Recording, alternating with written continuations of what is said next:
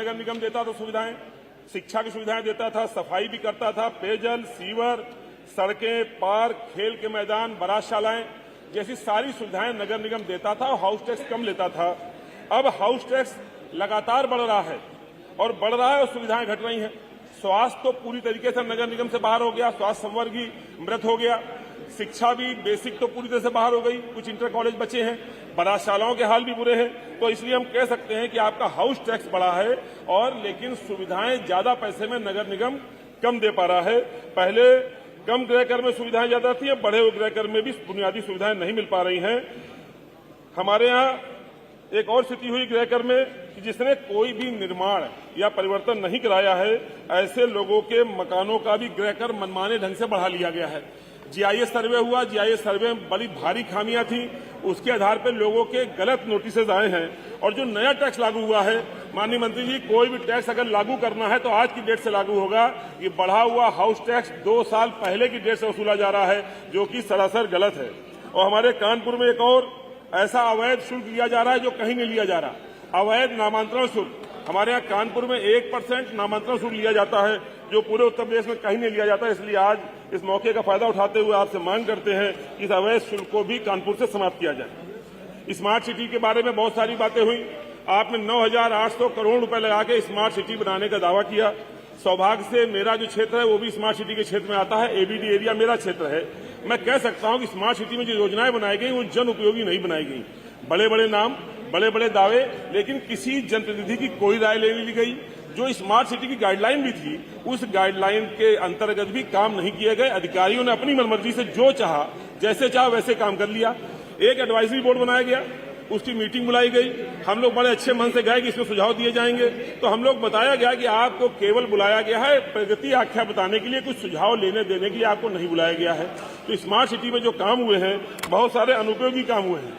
एक हमारे यहाँ फूलबाग मैदान में एक पैदल पार पुल बना है 11 करोड़ रुपए का, और उससे आज तक एक भी आदमी पार नहीं गया। ऐसा अनुपयोगी काम हुआ है। एक चिल्ड्रन पार्क बना है जिसमें एक भी बच्चा खेलने नहीं गया। एक कन्वेंशन सेंटर बन रहा है जो कई साल से बन रहा है, आज तक पूरा नहीं हुआ। बहुत सारे ऐतिहासिक भवन हैं जिनमें गुंजाइश थी उनको ठीक करने की, उनका रिनोवेशन करने की। ऐतिहासिक और पुरातत्व महल की बिल्डिंगें थी, जैसे लाल इमली थी, हमारे यहाँ कोतवाली की बिल्डिंग थी, बाल भवन था। इन पर बाहरी फसाद लाइट लगा के उन पर रोशन तो किया गया और बिल्डिंगें अंदर से चू रही हैं। इसलिए मैं कह रहा हूं गैर जरूरी काम तो किए गए और जो आवश्यक काम थे वो नहीं किए गए। करोड़ों खर्च करने के बाद भी जनता के जीवन स्तर में कोई बदलाव नहीं आया है। 5,000 करोड़ रुपए आपने फिर लिए स्मार्ट सिटी में। मुझे लगता है ये भी धन की बर्बादी होने जा रही है, इससे कोई अंतर नहीं पड़ने जा रहा, क्योंकि स्मार्ट सिटी का बड़ा बजट भ्रष्टाचार की भेंट चढ़ गया है। नमामि गंगे योजना निश्चित रूप से एक अच्छी योजना थी, अगर गंगा प्रदूषण कंट्रोल हो जाता तो। हमारे नमामि गंगे में सीवेज और ड्रेनेज को अलग अलग करने का काम किया गया। सीवेज रिहेबिलिटेशन प्रोग्राम चला, नई लाइनें डाली गई, लेकिन हम कह सकते हैं कि सीवेज और ड्रेनेज हम कहीं अलग नहीं कर पाए हैं। आज भी शहरों के बीच में मैला नालियों में बह रहा है, इसलिए इस पर सही ढंग से सकारात्मक काम करने की आवश्यकता है। मैं आलोचनाएं नहीं कर रहा हूं मंत्री जी, मैं आपको सूचनाएं दे रहा हूं, सुझाव दे रहा हूं। हमारे शीशा मोड़ नाले का उत्प्रवाह रोका गया, उसको डाइवर्ट करके एसटीपी ले जा रहे हैं। और कई साल हो गए, माननीय प्रधानमंत्री जी, मुख्यमंत्री जी, इनका महत्वाकांक्षी परियोजना थी और पूरी करी गई। लेकिन आज भी जब शीशा मोड़ नाले को पंप किया जाता है तो सिविल लाइन्स एरिया में सीवर के ढक्कन फाड़ करके पानी ऊपर निकल के आता है। रोज सड़कों पर सिविल लाइन्स हमारा आज सीवर लाइन्स हो गया, क्योंकि शीशा मोड़ नाले का डाइवर्जन किया गया वो सही ढंग से नहीं किया गया। और गंगा प्रदूषण नियंत्रण इकाई की इसमें भारी कमी है। एक जेएनयूआरएम परियोजना 2008 में शुरू करी गई जो पेयजल की थी, इसको सही ढंग से लागू नहीं किया गया तो आज तक वो पूरी नहीं हो पाई। न जाने कितने जेटपीएस अभी भी हैं जो गैप्स में हैं, जो पूरे नहीं हुए। लीकेज हैं, जेटपीएस चालू नहीं है, मोटरें रखरखाव के अभाव में खराब हैं।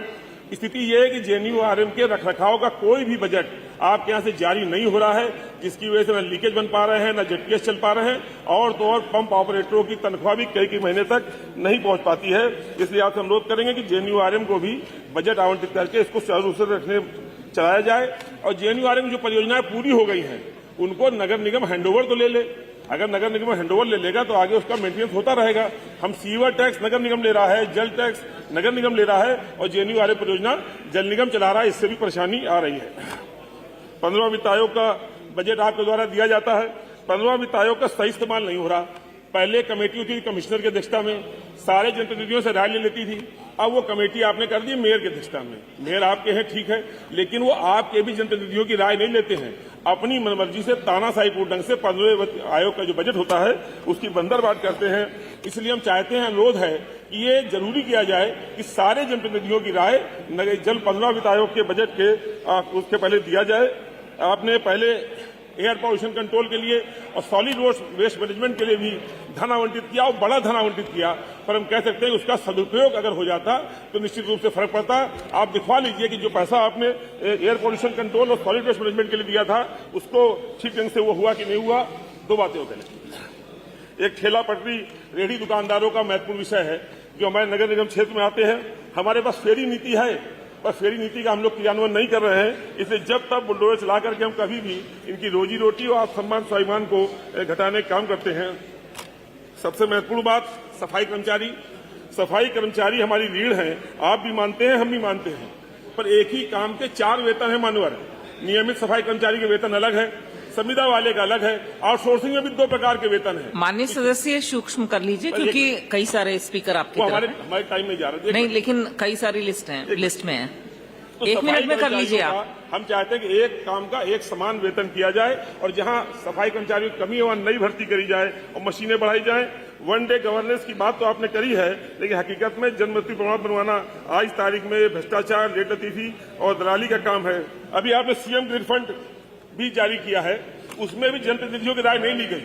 हम लोग विधानसभा में रोड बनने जा रही है, हम स्वागत करते हैं, लेकिन हम लोगों की राय से नहीं बन रही है। इसलिए हम चाहते हैं कि जनप्रतिनिधियों की भी राय ली जाए। आपकी नीयत अच्छी हो सकती है, आपकी योजनाएं अच्छी हैं, लेकिन मौके पे क्रियान्वयन अच्छा नहीं हो पा रहा है। इसमें आप हम सब लोगों का सहयोग लेकर के यदि अच्छे से क्रियान्वयन कराएंगे, हमें मालूम है कि 22,272 करोड़ का जो बजट आपने लिया है इसको आप खर्च कर लेंगे। पिछला भी आपका रिकॉर्ड खर्च करने का अच्छा है, पर क्रियान्वयन अच्छा नहीं है। इसलिए आपसे अनुरोध करेंगे कि आप इसका क्रियान्वयन शुद्ध पेयजल, सफाई, सीवरेज, कूड़ा निस्तारण, मार्ग प्रकाश जैसी मूलभूत सुविधाओं में करने का काम करें।